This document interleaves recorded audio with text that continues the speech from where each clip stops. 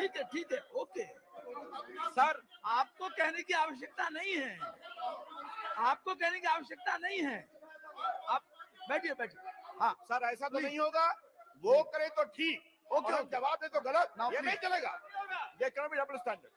Sir, आपने मुझे अवसर दिया, आप बैठिए, आप ठीक है सर, आपने मुझे अवसर दिया सर, थैंक यू, इसके लिए मैं आपको हृदय से कृतज्ञता सर, बहुत बहुत प्रणाम सर, धन्यवाद सर। Thank you.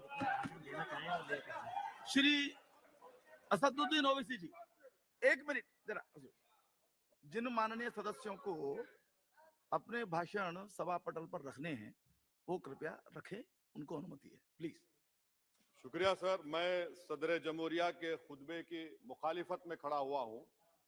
मैं बरसर इख्तिदार जमात से जानना चाहूंगा, क्या ये सच नहीं है, क्या ये सच नहीं है कि आप ही के आदादो शुमार 75वां NSSO का डेटा ये कहता है कि 25% मुस्लिम बच्चे पैसों की गुर्बत की वजह से तालीम से ड्रॉप आउट हो जाते हैं। क्या ये सच नहीं है कि 7 साल से ऊपर जो बच्चों का खवानगी का तनासुब है तमाम मज़ाहिब में सबसे कम मुसलमानों का है? क्या ये सच नहीं है कि ग्रॉस अटेंडेंस रेशियो तमाम मज़ाहिब का सबसे कम मुसलमानों का है? क्या ये सच नहीं है कि सबसे कम एनरोलमेंट जो होता है वो मुसलमानों का है? क्या ये सच नहीं है कि AISHE की रिपोर्ट ये कहती है कि हायर एजुकेशन में मुसलमान का तनासुब 5% से 4% पर आ चुका है? और ये सरकार इन तमाम आदादो शुमार को देखते हुए, इनके आदादो शुमार को सामने रखते हुए सदर जमहूरिया के खुतबे में लफ्ज अकलियत का, माइनॉरिटी का जिक्र भी नहीं किया गया, जो भारत की आबादी का 19% का हिस्सा है। ये इनकी मोहब्बत है अकलियतों से और मुसलमानों से। सर, क्या ये बात सच नहीं है कि आपने माइनॉरिटी के बजट को 40% कम कर दिया, स्कॉलरशिप के पैसों में 560 करोड़ रुपए कम कर दिए? ये आपकी मोहब्बत है जो नफरत की निशानी बनती है।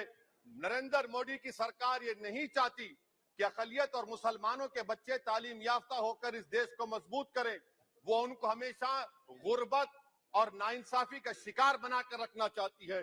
सर, दूसरी बात इसमें यह है कि आज अकलियतों को मुसलमानों के ताल्लुक से कोई महीना ऐसा नहीं जाता जहां पर उनको जान से मारने की धमकी नहीं दी जाती। बरसर इख्तिदार जमात के एक MP साहिबा ने कहा कि चाकुओं को सिर्फ तरकारी के लिए इस्तेमाल मत करो, गर्दनें काटने के लिए इस्तेमाल करो। बरसर इख्तिदार जमात के एक MP ने दिल्ली में कहा कि मुसलमानों का समाजी बायकाट करो। बरसर इख्तिदार जमात ने गुलबर्गा के रेलवे स्टेशन को हरा रंग किया गया था, उसको ये कहकर तब्दील कर दिया कि मुसलमानों का रंग है। सर, मैं पूछना चाहता हूं, क्या नरेंद्र मोदी की सरकार तिरंगे के हरे रंग को निकाल देंगी? क्या हरा रंग मुसलमानों का है? क्या नरेंद्र मोदी की सरकार खरबूजे पर पाबंदी आयद कर देगी और देश की जनता से कहेगी कि नागपुर में आपके हेड ऑफिस में उगा हुआ सिर्फ संतरा खाया जाएगा? सर, नारी शक्ति की आप बात करते हैं तो बिल्किस बानो अगर मुसलमान नहीं होती तो बिल्किस बानो को इंसाफ मिल जाता। 20 साल से बिल्किस बानो लड़ रही है, मगर उसका नाम बिल्किस बानो है। आप इंसाफ नहीं करना चाहते बिल्किस बानो से। ये नारी शक्ति आपकी है। पसमानदा मुसलमान से आपकी मोहब्बत, दीजिए 1950 के प्रेसिडेंट ऑर्डर तरमीम करिए, दलित मुस्लिम का स्टेटस पसमानदा को दीजिए। आप नहीं देना चाहते। क्या मजहबी आजादी का उनको हक हासिल नहीं है? स्पीकर साहब, मैं मुसलमान हूं, मेरे बगैर ये मुल्क नामुकम्मिल है। मैं इस मुल्क का यरगमाल नहीं हूं, मैं इस मुल्क का कैदी नहीं हूं। मैं पूरे सिटीजनशिप की राइट को चाहता हूं और अभी चाहता हूं। कब आप बिहार के सुरजापुरी और कुल्हिया बादरी को कौमी OBC स्टेटस देंगे? स्पीकर साहब, दूसरी अहम बात मैं कहना चाह रहा हूं, चीन का जिक्र आपने किया।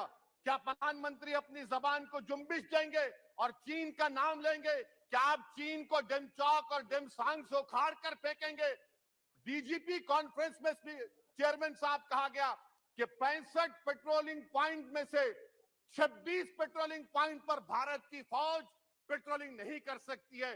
चीन से आप डरते हैं। अरे, डिसएंगेजमेंट हुआ तो डी-एस्केलेशन कब होगा? डी इंडक्शन कब होगा? चीन से आप डरते हैं। 3 साल से चेयरमैन साहब 50,000 भारत की फौज हजारों फीट चोटियों पर बर्फ में खड़ी हुई है।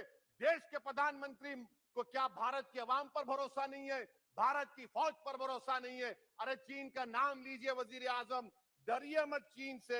तीसरी पॉइंट सर, हमारे कानून के मंत्री चले गए, पैराग्राफ 79 और 82 में बेसिक स्ट्रक्चर पर, आईनी ओहदों पर बैठे हुए लोग बेसिक स्ट्रक्चर पर तनकीद करते हैं, लॉ मिनिस्टर कॉलेजियम पर तनकीद करते हैं। इस ऐवान में जब एनजेसी का बिल आया, मैं वाहिद एमपी था, अब याद होगा आपको, जो मैंने कहा था कि भारत के संविधान के खिलाफ होगा बेसिक स्ट्रक्चर के। इंदिरा गांधी से सबक हासिल करना चाहिए।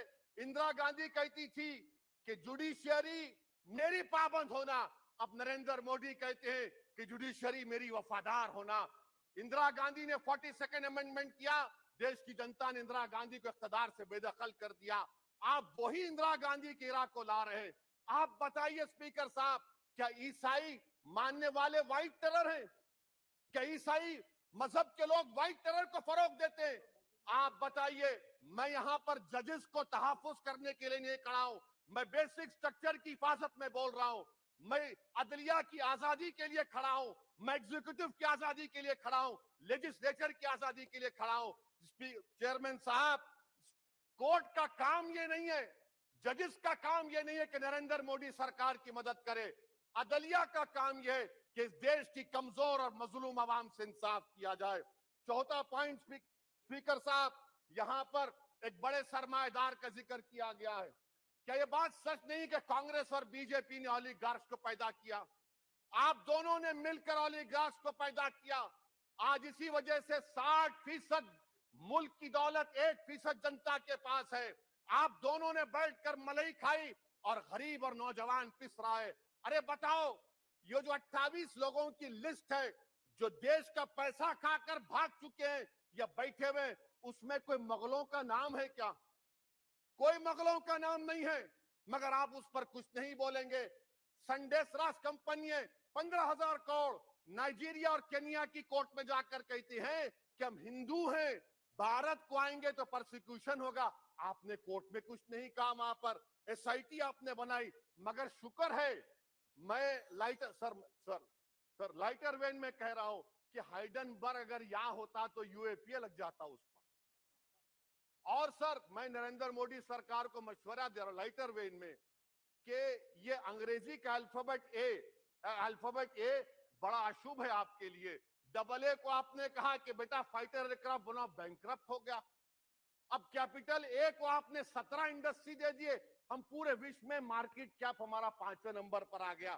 सर देश के प्रधानमंत्री से बताना चाह रहा हूं कि वजीर दाखिला का नाम भी ए से शुरू होता है। मैं खत्म कर रहा हूं। मैं चेयरमैन साहब, मैं सरकार से पूछना चाह रहा हूं कि क्या जनवरी 2024 और फरवरी में क्या ये सरकार थर्मो न्यूक्लियर ब्लास्ट करने जा रही है? कि आपने हमारे अतराफ में देख लिया कि उसके वाक़िब और नतायज क्या निकलने वाले हैं? चेयरमैन साहब, मैं आपको बता रहा हूं कि चीन के बारे में कि हमको बीबीसी की बीबीसी की रिपोर्टिंग की जरूरत पड़ेगी, जिस तरह 2002 गुजरात के बारे में कहा गया। स्पीकर साहब, अकलियतों के बारे में, मुसलमानों के बारे में एक शायर ने कहा था, आग से आग बुझाने को कहा जाता है, जख्म पे जख्म खाने को कहा जाता है। हम वफादार है बताने के लिए, हमको अपना सर कटाने के लिए कहा जाता है। सर, देश के प्रधानमंत्री पूरे फॉरेन टूर में जाते हैं, वहां पर गांधी का नाम लेते हैं। मुझे अप्रीहेंशन, खदशा इस बात का है कि इस देश में 2 बाबा कौम हो जाएंगे, एक सावरकर होगा और एक सौतेला बाबा कौम। कहीं आप महात्मा गांधी को ना बना दे। तो मैं खत्म कर रहा हूं सर। इसीलिए मैं आपके जरिए से हुकूमत से मुतालबा करता हूं कि प्लेसेस ऑफ वर्शिप एक्ट को डिस्टर्ब ना किया जाए, मुसलमानों का अक़लियतों का बजट बढ़ाया जाए, बिल्किस बानो से इंसाफ करिए, चीन से मत डरिए प्रधानमंत्री, चीन को काट पर फेंकिए। शुक्रिया सर।